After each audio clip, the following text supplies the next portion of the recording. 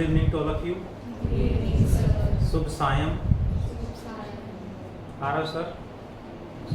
Good morning. Good afternoon. Evening हो गई sir. Let us continue chapter number 4. जी हाँ. चैप्टर का नाम Newton's laws of motion. Continue करना है. लास्ट क्लास में हमने पढ़ा था टेंशन एंड साथ में सूडो फोर्स क्यों लगाते हैं, सूडो फोर्स कहाँ लगाते हैं, कैसे लगाते हैं, वो सीखा था. आज हम बात करेंगे क्यों लगाते हैं. Chapter 4 11th class. चैप्टर का नाम is NLM, Newton's laws of motion में हमने basic concept related to tension we had done. उसके कुछ न्यूमेरिकल्स की प्रैक्टिस करनी है हमें, ठीक है. But the first one is pseudo force लगाते क्यों हैं. ध्यान है, सूडो फोर्स लगा रहे थे हम. सूडो फोर्स लगाते क्यों हैं वो समझेंगे, जरा समझें. उसके लिए we talk about frame of reference. Frame of reference और we can say system. Frame of reference और सिस्टम. ऑब्जर्वेशन कहाँ से कर रहे हैं, सिस्टम कहाँ है, सिस्टम क्या है, उसके अकॉर्डिंग आंसर आता है. उसके अकॉर्डिंग हम स्टडी करते हैं. लाइक हम अपनी बात करें तो हम अर्थ पे हैं, तो हम अर्थ के फ्रेम ऑफ रेफरेंस में, अर्थ के सिस्टम में, तो हमें सन रेस्ट में दिखता है, मूव करता हुआ दिखता है. मूव कर रहे हैं. अर्थ से देखते हैं तो सन मॉर्निंग में ईस्ट, इवनिंग में वेस्ट में होता है. नहीं, हमें तो सन मूव करता हुआ दिख रहा है. Got it? बट हम अर्थ से बाहर चले जाएं तो हमें कुछ ऐसा मोशन नहीं दिखेगा, कोई और मोशन दिखेगा. तो डिपेंड करता है फ्रेम ऑफ रेफरेंस पे, सिस्टम पे. फ्रेम ऑफ रेफरेंस यानी सिस्टम. जैसे एक क्वेश्चन हमने करा था लास्ट क्लास में. एक ब्लॉक को स्ट्रिंग से हैंग कर दिया in a lift. What is the tension, mg, but lift ऊपर जा रही है, तो फ्रेम ऑफ रेफरेंस चेंज हो गया. पहले सिर्फ ब्लॉक था, अब लिफ्ट भी आ गई है, तो अब answer will change. One more, a passenger sitting in a moving bus, is it rest or in motion? A passenger sitting in a moving bus, is it rest or in motion? कोई passenger बस के अंदर ही है तो उसको क्या दिखेगा, rest में. एक पैसेंजर बस के अंदर बैठा हुआ, मूविंग बस में बैठा है, और दूसरा पैसेंजर भी बस के अंदर ही है, तो उसको वो पैसेंजर रेस्ट में दिखेगा. बट कोई तीसरा पैसेंजर रोड पे खड़ा होकर देख रहा है तो वो पैसेंजर सेम टाइम पे एक पर्सन को वो मोशन में दिख रहा है, दूसरे पर्सन को वो रेस्ट में दिख रहा है. मीन्स फ्रेम ऑफ रेफरेंस क्या है, सिस्टम क्या है, कहाँ से देख रहे हैं, कहाँ सिस्टम है, उसके अकॉर्डिंग आंसर विल चेंज. इस यूनिवर्स में absolute is nothing, everything is relative.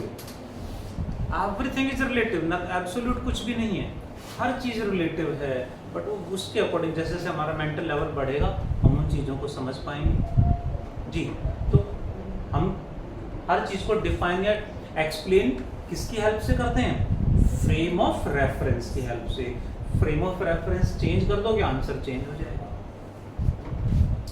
Frame of reference are two types. One is inertial frame और unaccelerated frame of reference. Inertial कहें या अनएक्सेलरेटेड कहें की बात है. इनर्शियल और unaccelerated. Second one is non inertial और क्या बोलेंगे, accelerated frame of reference. Non inertial और एक्सेलरेटेड फ्रेम आ जाएगा। That are. अब क्वेश्चन आया, मतलब क्या है इनका? वैसे तो नाम से पता चल ही रहा है कि inertial frame of reference means unaccelerated means acceleration is zero. जहां एक्सेलरेशन जीरो है उसे बोलेंगे इनर्शियल और अनएक्सेलरेटेड फ्रेम। एक्सेलरेशन जीरो है तो वेलोसिटी इंक्रीज होगी डिक्रीज होगी? Velocity remains constant. जीरो है तो जीरो, 10 है तो 10 रहेगी।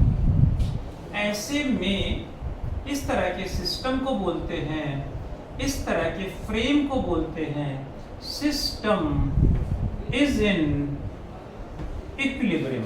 ये इक्विलिब्रियम का साइन है, you know that? Don't know? कैसे बच्चों, किसका साइन है ये?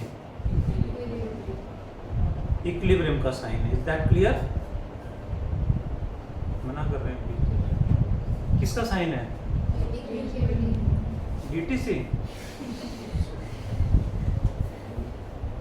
नहीं, हमें इक्विलिब्रियम के लिए साइन यूज करना हो, केमिकल इक्विलिब्रियम हो, थर्मल इक्विलिब्रियम हो, आयनिक इक्विलिब्रियम हो, केमिस्ट्री में आएंगे, ठीक है? या यहाँ बात करें तो ट्रांसलेटरी इक्विलिब्रियम, रोटेशनल इक्विलिब्रियम, ये इक्विलिब्रियम का सिंबल है। सिस्टम को क्या बोलेंगे? System is in equilibrium. ऐसे सिस्टम में Newton's third law of motion is valid, is applicable. ऐसे में न्यूटन्स थर्ड लॉ अप्लाई हो सकता है। अच्छा, पढ़ क्यों रहे हैं? To explain why we apply pseudo force. Pseudo force लगा क्यों रहे हैं, ठीक है? वो समझने के लिए we are talking about frame of reference. किसको एक्सप्लेन करने के लिए? शूडो फोर्स क्यों अप्लाई कर रहे हैं, इसको समझने के लिए। देखें जरा please, what is non inertial frame? The system in which acceleration is not zero. Acceleration zero है, इनर्शियल नॉन जीरो है, तो एक्सेलरेटेड और इनर्शियल, इनर्शियल नॉन इनर्शियल। इसका मतलब second condition, what happens with velocity? Velocity constant नहीं रहेगी, change करेगी। Velocity changes. ऐसे सिस्टम को क्या बोलोगे? सिस्टम इज इन इक्विलिब्रियम और नॉट? Not in equilibrium. इस तरह के सिस्टम में Newton's third law of motion is not valid, is not applicable. Third law apply नहीं हो सकता, अप्लाई नहीं कर सकते। That is. अब आते हैं शूडो फोर्स, इसकी हेल्प से कैसे समझेंगे? You know giant wheel, giant wheel नाम सुना होगा सबने, एक्सपीरियंस भी करा होगा।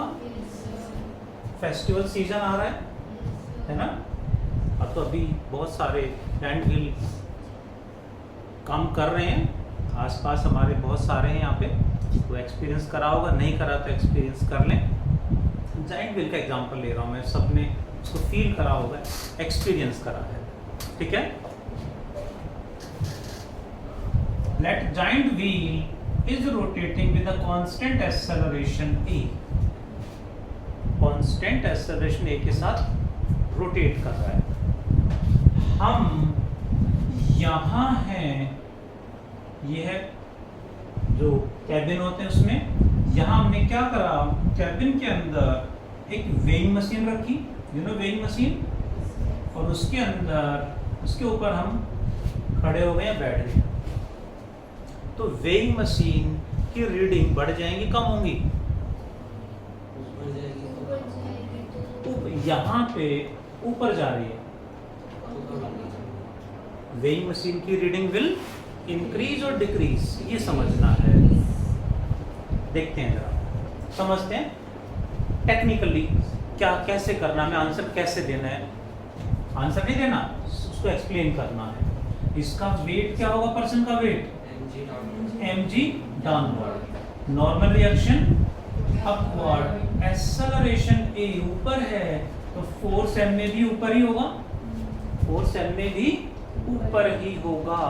ऊपर क्या क्या फोर्स लग रहे हैं, n एंड m में दोनों ऊपर हैं तो n प्लस m में, और नीचे कितना है mg, तो n कितना हो गया g, mg माइनस mg। जो n है, what is this, reading of the weighing machine, यही होती है। इसको रीडिंग बोलें या करंट वेट कहे एक ही बात है। जो रीडिंग वेइंग मशीन में आएंगी, बढ़ गई कम हो गई, कम हो गई, प्रैक्टिकली बढ़ेंगी घटेंगी।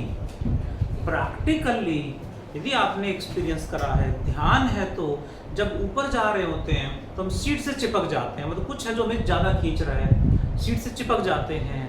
मीन्स प्रैक्टिकली, वैसे तो कहूँगा do not try this one personally, और अकेले इसको ट्राई ना करें, और फ्रेंड्स के साथ तो बिल्कुल ट्राई ना करें क्योंकि शरारत ज़्यादा होती है। पेरेंट्स के साथ किसी के ऑब्जर्वेशन में, आप वेइंग मशीन, छोटी सी वेइंग मशीन आती है, इट विल बी ग्रेट कि पेरेंट्स के साथ जाएं। वेइंग मशीन सबके पास होती है, बैग में रखें, वेइंग मशीन रखी, खड़े होना तो उसमें अलाउड नहीं होता कैबिन में, तो वेइंग मशीन रखी बीच में और उसके ऊपर बैठ गए। हाँ, अपनी रीडिंग तो वैसे पता ही होगी, लेकिन जानने से पहले रीडिंग, टिकट वाला ले, हाँ बैग तो लेके जाते हैं सभी, कभी एक्सपीरियंस करा नहीं, बैग तो साथ में लेके बैठते हैं उसमें। हाँ बैग तो लेके ही जाते हैं, और बैग में वेइंग मशीन इजीली आ जाएगी, इतनी भारी भरकम आजकल नहीं आती, बहुत ही पोर्टेबल वेइंग मशीन है जी। हमारा वेट हमें पता है, जब उसमें ऊपर जा रही होगी तो practically you can check, it is dangerous, do not try, but parents के साथ करना चाहें तो कर सकते हैं विद सेफ्टी, ठीक है। फ्रेंड के साथ बिल्कुल ना करें, साथ में फ्रेंड हो तो इस तरह की हरकत ना करें, क्योंकि शरारत में ये बहुत ज़्यादा डेंजरस हो सकते हैं। टॉपिक पे आता हूँ। प्रैक्टिकली जब ऊपर जा रहे होंगे तो वेइंग मशीन की रीडिंग बढ़ेगी, हम सीट से चिपक जाते हैं, ठीक है। यानी कुछ हमें लग रहा था हमें नीचे खींच रहा है, यहाँ वेइंग मशीन की रीडिंग विल इंक्रीज, जबकि यहाँ तो कम हो रही, माइनस एम में हो रहा है। मीन्स कुछ तो मिस्टेक है जो हम कर रहे हैं। क्या मिस्टेक कर रहे हैं, एक्सेलरेशन है नहीं ना हंशिका? हाँ क्या हो गया, हाँ ऐसे हो रखो, हाँ अच्छा, हाँ वो क्या है, क्या नाम उसका, वो देख क्या है हम नहीं, ठीक है। तो क्या होगा जी, एक्सेलरेशन है, एक्सेलरेशन प्रेजेंट है, तो कौन सा फ्रेम है, एक्सेलरेटेड है, नॉन इनर्शियल है, जहां थर्ड लॉ वैलिड नहीं है। और हमने इक्वेट कर दिया, मतलब थर्ड लॉ लगा दिया, थर्ड लॉ तो लग ही नहीं सकता, हमने लगा दिया, that's why it is wrong. Third law valid नहीं है। थर्ड लॉ एप्लीकेबल कहाँ है, इनर्शियल फ्रेम, इनर्शियल फ्रेम में अप्लाई होगा। सो व्हाट वी डू, हम क्या करेंगे, इसमें एमए को हटा के इतना ही सूडो फोर्स अपोजिट डायरेक्शन में लगा दे, इतना ही फोर्स अपोजिट डायरेक्शन में लगा देते हैं, तो ये non inertial frame inertial frame में कन्वर्ट हो जाती है। जैसे ही एमए को हटा के उतना ही फोर्स अपोजिट लगाओगे, नॉन इनर्शियल फ्रेम किस में कन्वर्ट होगी, इनर्शियल में। और इनर्शियल फ्रेम में थर्ड लॉ वैलिड, इनर्शियल में तो वैलिड है। सो जैसे ही शूडो लगाया, अब इनर्शियल फ्रेम बन गया, अब अप्लाई कर सकते हैं। अब क्या क्या फोर्स हैं, एन ऊपर है और ये दोनों नीचे हैं, यानी n equal to m g plus m a. और प्रैक्टिकली देखेंगे तो रीडिंग भी हमारी इंक्रीज होगी, बढ़ जाए, ठीक है। विल ट्राई टू अरेंज कि वेइंग मशीन लेके चलें और एक छोटा सा वीडियो बना लें, ठीक है, करेंगे ट्राई। है, बट फ्रेंड्स के साथ ना जाए प्लीज, क्योंकि वो शरारत गलत होती है। टॉपिक पे आता हूँ नेक्स्ट। इसको बोलते हैं, सुन रहे हो, जैसे मैं एमए को हटा के शूडो लगाया, नॉन इनर्शियल को इनर्शियल में कन्वर्ट कर दिया, और जो फोर्सेस जो लग रहे थे उनको डायग्राम में शो करा। ऊपर क्या है एन, नीचे क्या आ गया एमए, और क्या आ गया एमजी, इक्वेट कर दिया। इसको बोलते हैं फ्री बॉडी डायग्राम। शॉर्ट में लिखते हैं एफबीडी। एफबीडी मतलब free body diagram.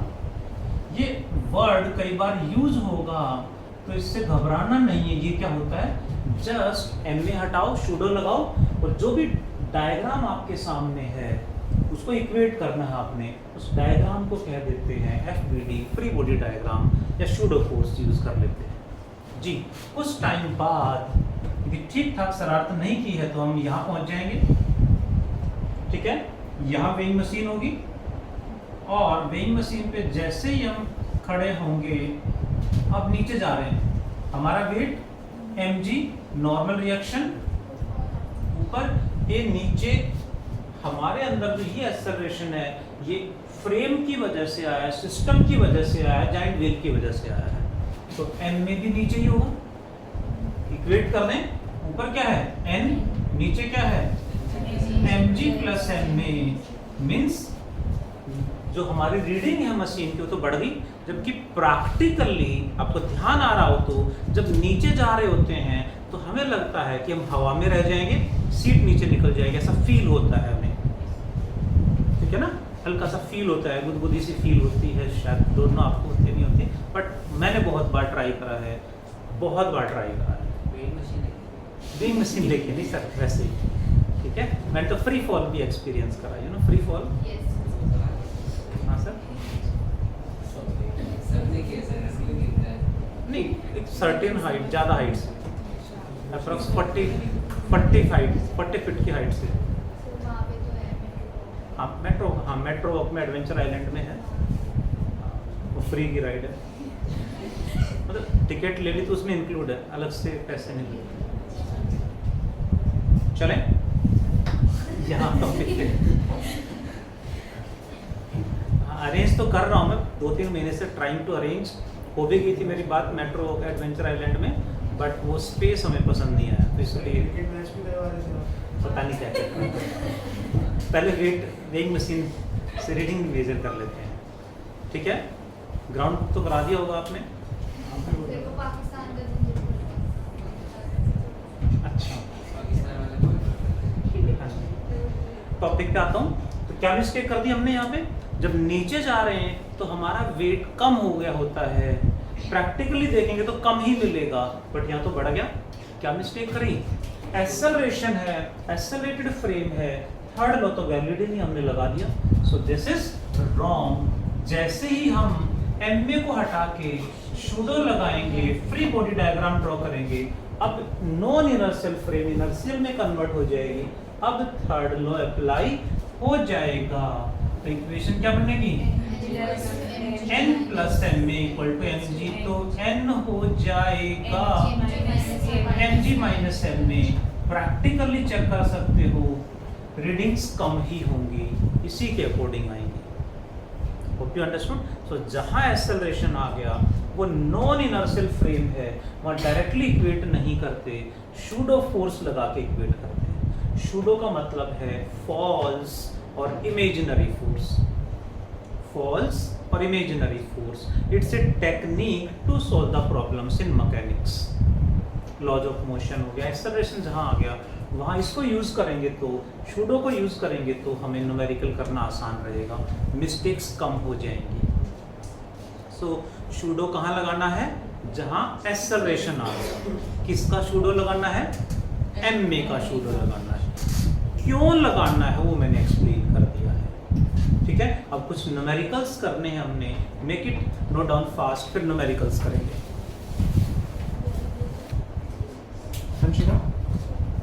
Question number 29 करते हैं। देखिए जरा, हमने क्वेश्चन को, एक सॉल्यूशन को रट्टे नहीं मारना, उसके स्टेप समझने हैं, ताकि जैसे ही कुछ चेंज करें हम अप्रोच बना पाए। देखिए जरा, there is an inclined plane like this, this angle कितना है 37 डिग्री। यहां है a block of mass 20 kg present, एक स्ट्रिंग से कनेक्ट करा, string is passing over a fixed frictionless massless pulley के ऊपर से पास करा है ऐसे।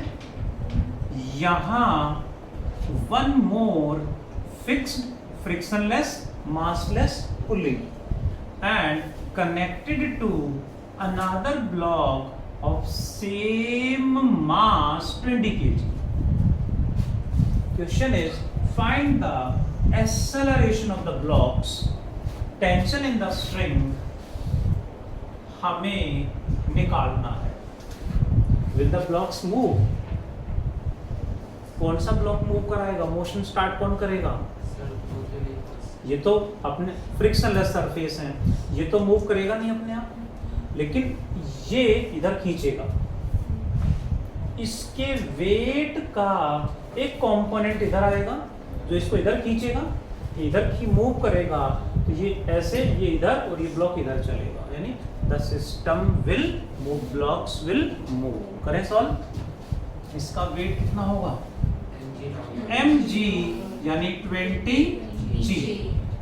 ठीक है, यहाँ तक ये एंगल 37 डिग्री है तो ये भी सेम 37 डिग्री होगा। ये 20g इसके साथ एंगल बना रहा है तो मानसी मैम इधर क्या आएगा, कॉस कंपोनेंट है साइन कंपोनेंट, जिसके साथ एंगल बनाएगा वो 20g cos थीटा यानी cos 37, और cos का परपेंडिकुलर इधर आएगा 20g sin 37 डिग्री, यानी इस ब्लॉक के वेट का ये कंपोनेंट इधर खींचेगा।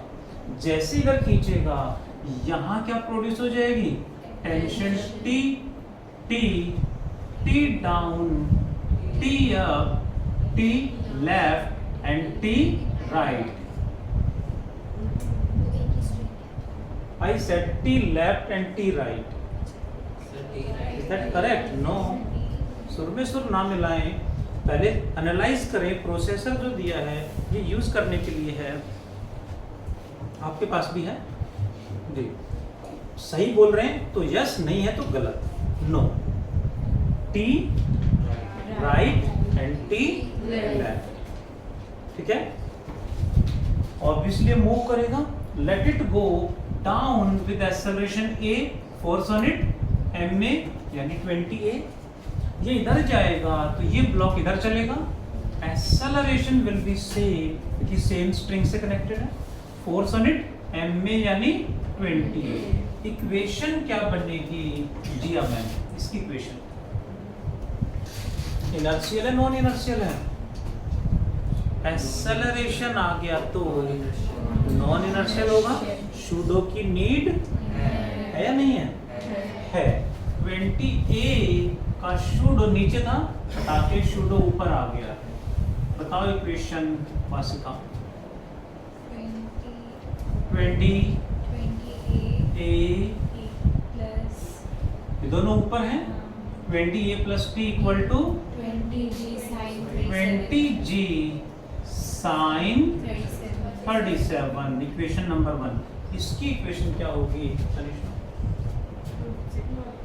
हाँ जी, 20a का शूडो इधर लग गया, T equals to 20, दो ही फोर्स लग रहे हैं, t इक्वल्स टू 20a। क्या करेंगे, t की वैल्यू पुट कर दें। फर्स्ट इक्वेशन में साइलेंट एवरीवन, a की value Daksh 20g sin 37 divided by 40। कैसे, 20a यहाँ आएगा, 20a plus 20a, 40a, a वहीं रखा, 40 नीचे आ गया। Got it. sin 37 की वैल्यू पता है, कई बार बताया है। 3 4 5 वाला ट्राइंगल है, याद रखना है। 37 डिग्री के सामने 3, 53 डिग्री के सामने 4 और 90 डिग्री के सामने 5 वाली ट्राइंगल होती है। यहाँ से 37 डिग्री का साइन कोस टेन कोट कोस एक्सेक कोई भी निकाल सकते हैं। 53 डिग्री के लिए भी कोई भी वैल्यू आप कैलकुलेट कर सकते हो। याद रखना है आपने, ये वैल्यू गिवन नहीं मिलेंगी। जैसे 30 डिग्री के लिए वैल्यू याद होनी चाहिए, ऐसे ही इनके लिए भी याद होनी चाहिए। तो ट्राइंगल में याद रखिए, 37 के सामने 3, 53 के सामने 4, राइट एंगल के सामने 5। तो साइन 37 क्या होगा? Perpendicular by hypotenuse 3/5। कर लेंगे सॉल्व करेंगे, ए आएगा, ए की वैल्यू यहाँ पुट कर दोगे, टी आ जाएगा।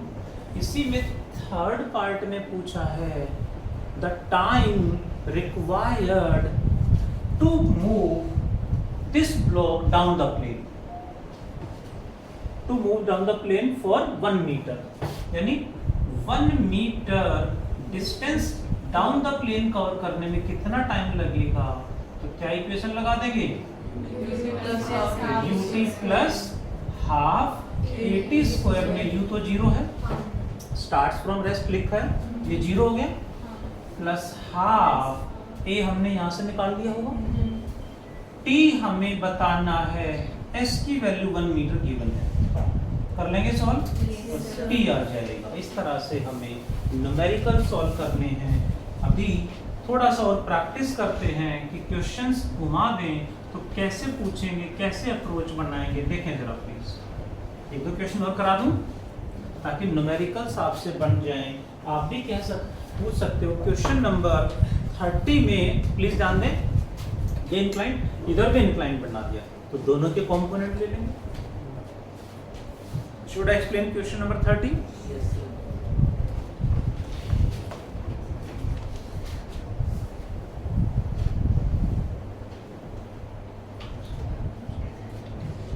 देखें जरा,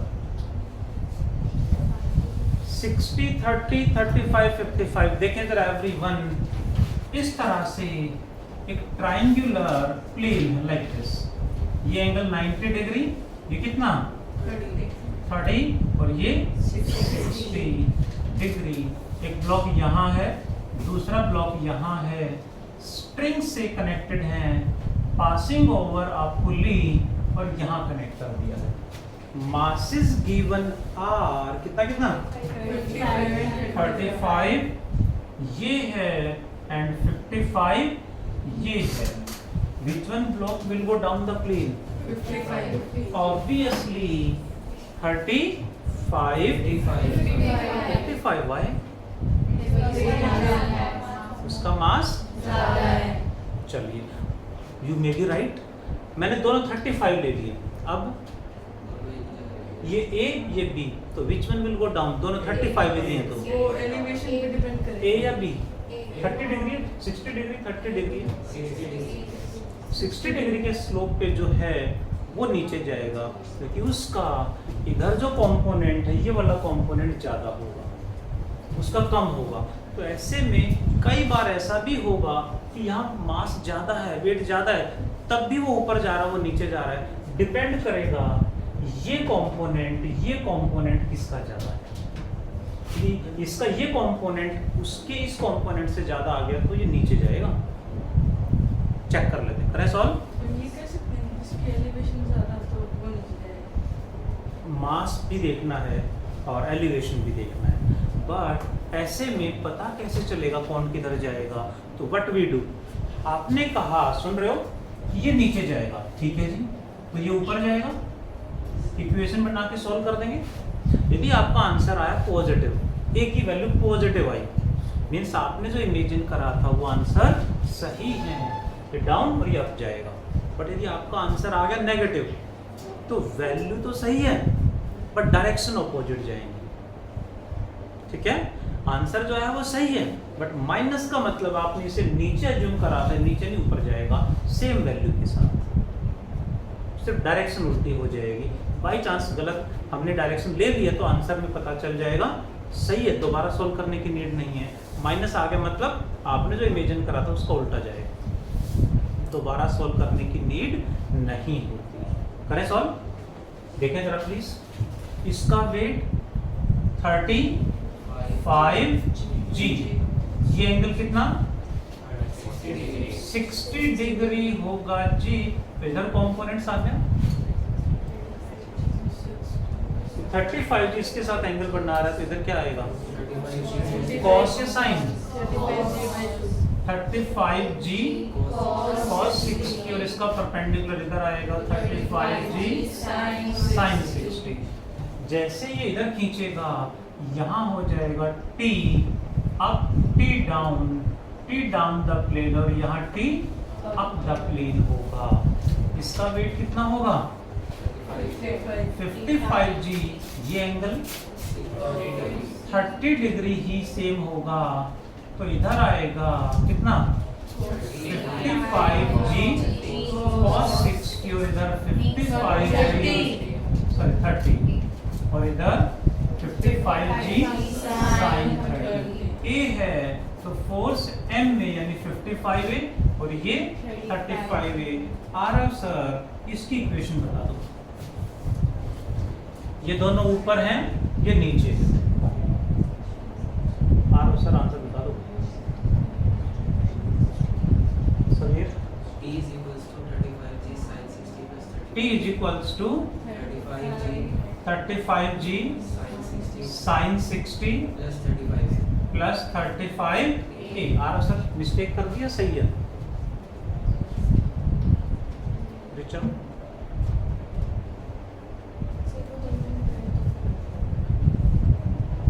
हंशिका सही है। MA का शूडो लगा दिया नीचे, ऊपर था नीचे लग गया, ये ऊपर है दोनों नीचे, इक्वेट करना है। ठीक है आरव सर, इसकी इक्वेशन बता दो। T ऊपर है, ये दोनों नीचे है। T equals to 55A plus 55G sine 30 Aarav. सही है गर्वित? अच्छा दोनों ही एब्सेंट हैं। जी हाँ लोपा सुहानी मेक इट करेक्ट।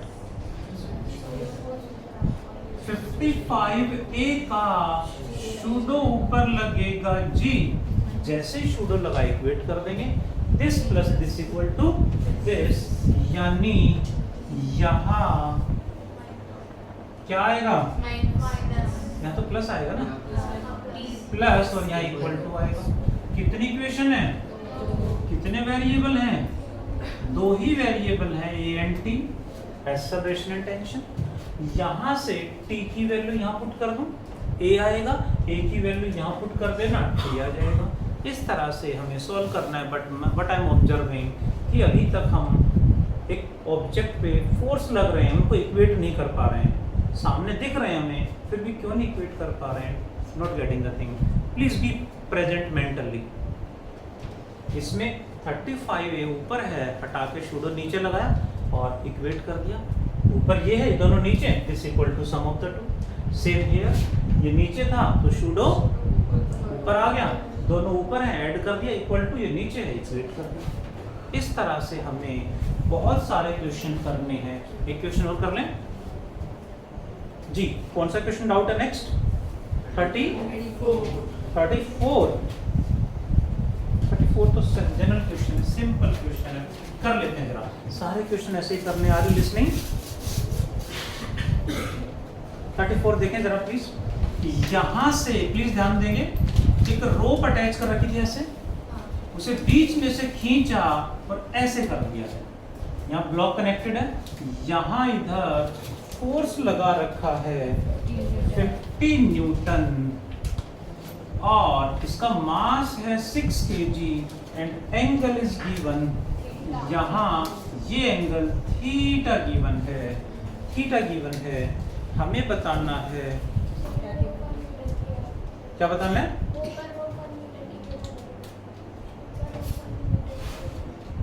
ऊपर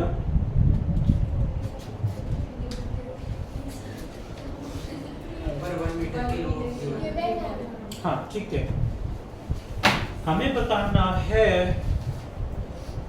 the angle the rope will make with the vertical in equilibrium. rope vertical के साथ कितना एंगल बना रही है, एंगल निकालना, ये और ये सेम होंगे, राइट? कौन सी प्रॉपर्टी? जेड बढ़ रहा है, ऑल्टरनेट इंटीरियर एंगल्स, करें सॉल्व जी। हाँ जी, कैसे?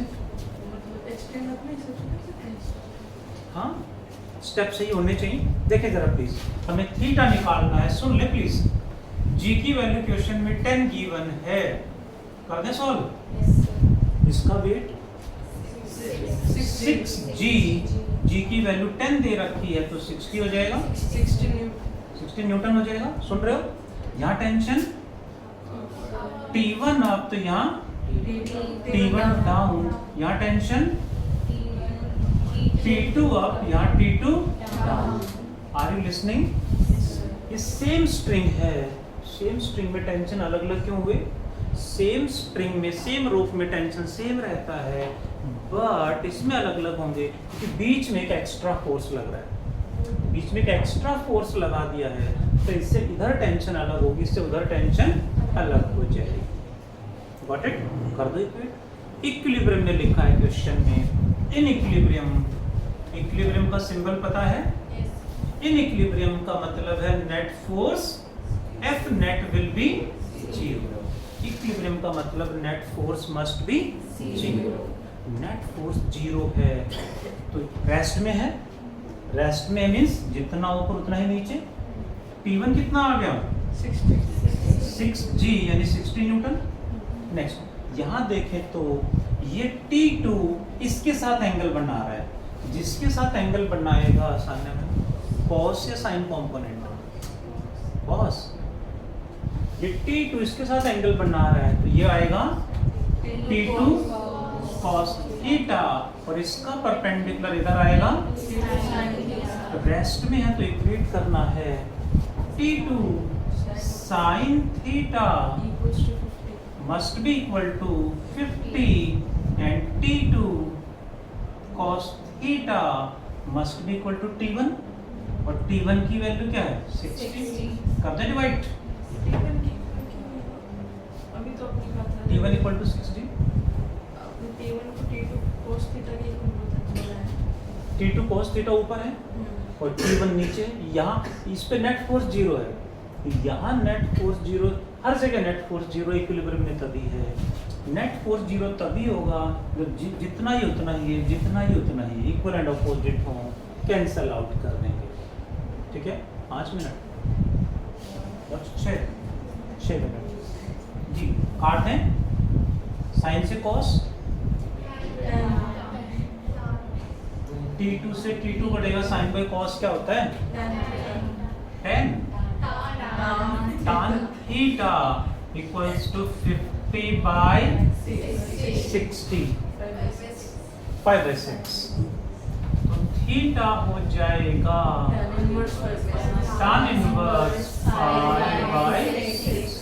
यहाँ अपना आंसर छोड़ सकते हैं, पूरे मार्क्स मिलेंगे। इस तरह से इतने भी क्वेश्चन हो, हमें फ्री बॉडी डायग्राम बनाना आना चाहिए, उसको देखना है कौन किधर जा रहा है, जितने भी फोर्स लग रहे हैं उनको इक्वेट करना है। एक्सेलरेशन आ जाए तो m में को हटा के शूडो लगाना है, फिर इक्वेट कर देना है। Got it? Note down fast. ये तो हो गया था। What about these? Do fast everyone. तब तक मैं होमवर्क मेंशन कर देता हूँ।